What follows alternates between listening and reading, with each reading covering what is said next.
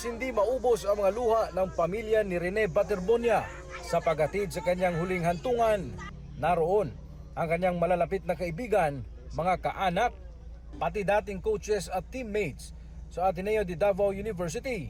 Daan-daan din ang mga nakiramay, kabilang si Senador Robin Padilla.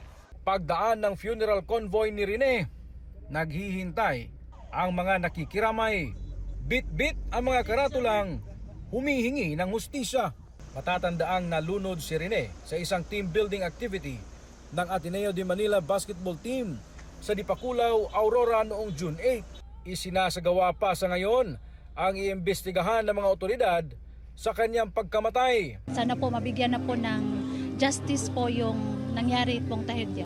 Inilagak ang mga labi ni Rene sa bagong sementeryo sa Talakugon sa Agusan del Sur, kung saan siya ang kauna-unahang inilibing. Nalulungkot pero nagpapasalamat ang kanyang mga kababayan dahil makakapagpahinga na ito matapos ang halos 2 linggong burol nito. Ako na akong pasalamat sa inyo tanan